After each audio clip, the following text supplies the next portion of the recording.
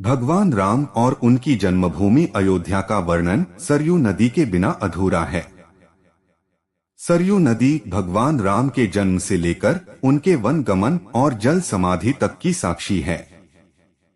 पर क्या आप जानते हैं, भगवान श्री राम से संबंध रखने वाली सरयू नदी का जल किसी भी पूजा पाठ में इस्तेमाल नहीं होता, क्योंकि उन्हें एक श्राप मिला था। तो आखिर सरयू नदी को किसने श्राप दिया था और क्या है सरयू नदी से जुड़ी पौराणिक कथा?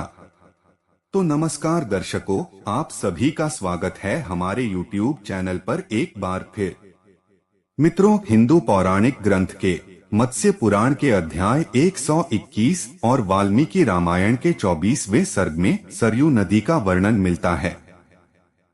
हिंदू धर्म ग्रंथ में मान्यता है कि भगवान श्री राम के जन्म स्थान अयोध्या में बहने वाली सरयू नदी भगवान विष्णु के आंसुओं से प्रकट हुई थी।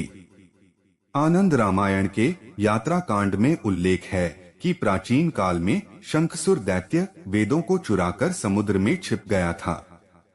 तब भगवान विष्णु ने मत्स्य रूप धारण कर उस दैत्य का वध किया और वेदों को ब्रह्मा जी को सौंपकर अपना वास्तविक रूप पुनः धारण कर लिया, जिसके पश्चात खुशी के मारे भगवान विष्णु के नेत्र से प्रेमाश्रु टपकने लगे। तो ब्रह्मा जी ने उन अश्रुओं को मानसरोवर में डालकर उन्हें सुरक्षित कर लिया था। फिर कुछ समय पश्चात इस जल को महापराक्रमी वैवस्वत महाराज ने अपने बाणों से मानसरोवर से एक जलधारा के रूप में बाहर निकाला था और यही जलधारा सरयू नदी कहलाई। बाद में श्री राम जी के पूर्वज भगीरथ ने गंगा जी और सरयू जी का संगम करवाया था। तुलसीदास ने भी सरयू नदी को अयोध्या का प्रमुख प्रतीक बताया है। साथ ही ब्रह्मा पुराण के 9वें अध्याय, वामन पुराण के 13वें अध्याय और वायु पुराण में गंगा, यमुना, गोमती, सरयू, शारदा आदि नदियों का हिमालय से निकलना बताया गया है। लेकिन हिंदू धार्मिक मान्यता है कि कैलाश से निकली सरयू नदी शापित है। उत्तर रामायण में वर्णित कथा के अनुसार एक दिन ब्रह्मा जी ने काल के देवता से कहा कि तुम प्रभु श्री राम के पास जाकर कहना कि प्रभु, आपका पृथ्वी पर जीवन पूरा हो गया है, अब आप अपने धाम लौट आओ। फिर साधु के वेश में कालदेव अयोध्या आए तो उन्होंने प्रभु श्री राम जी से कहा कि मैं एकांत में आपके साथ कुछ चर्चा करना चाहता हूँ। जिसके बाद भगवान राम ने अपने भाई लक्ष्मण से कहा कि वह किसी को भी कक्ष में नहीं आने दें। अगर कोई उनकी चर्चा को भंग करने की चेष्टा करेगा तो उसको मृत्यु दंड दिया जाएगा। फिर लक्ष्मण जी अपने बड़े भाई प्रभु श्री राम की आज्ञा का पालन करते हुए खुद ही बाहर पहरा देने लगे। तभी इस समय वहां ऋषि दुर्वासा पधार गए, जो अपने अत्यंत क्रुद्ध के लिए जाने जाते हैं। उन्होंने लक्ष्मण जी से भगवान राम से मिलने के लिए कक्ष के अंदर जाने का निवेदन किया, लेकिन लक्ष्मण जी ने श्री राम जी की आज्ञा का पालन करते हुए उन्हें कक्ष के अंदर जाने से मना कर दिया। इसके बाद दुर्वासा ऋषि भी अपनी बात से पीछे नहीं हटे और उन्होंने भगवान राम को श्राप देने की चेतावनी दे डाली। ऋषि की बात सुन लक्ष्मण भी दुविधा में पड़ गए, क्योंकि उन्होंने हमेशा अपने ज्येष्ठ भाई की आज्ञा का पालन किया था और वह यह भी नहीं चाहते थे उनकी वजह से उनके बड़े भाई को किसी प्रकार की कोई हानि हो। जिसके बाद लक्ष्मण जी खुद ही कक्ष में चले गए। लक्ष्मण जी को चर्चा में बाधा डालते देख भगवान राम धर्म संकट में पड़ गए। अपने वचन से मजबूर और भाई के प्रेम के कारण भगवान राम ने अपने भाई को मृत्युदंड देने के बजाय देश से निकाल दिया। उस समय में देश से निकाला जाना मृत्युदंड के समान ही था।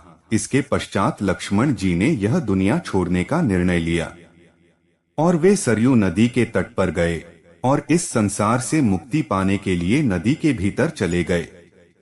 उनके सरयू नदी के अंदर जाते ही वह अपने शेषनाग के रूप में परिवर्तित होकर वैकुंठ धाम चले गए। अपने भाई लक्ष्मण के जाने के बाद भगवान राम ने भी संसार को त्यागने का निर्णय लिया। उन्होंने अपना सारा राजपाट अपने पुत्र और अपने भाइयों के पुत्रों को दे दिया और नदी में जल समाधि लेने के लिए चले गए।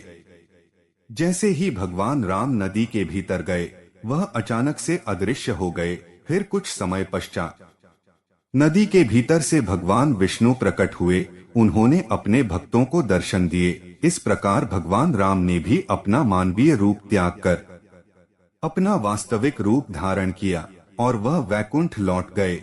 इसके बाद सभी राम भक्त उनके पीछे सभी नदी में चले गए और यह सब देख भगवान शिव ने सरयू नदी को श्राप दे दिया कि आज के बाद जो कोई भी तुम्हारे जल को स्पर्श करेगा तो वह नरक का भागीदार होगा।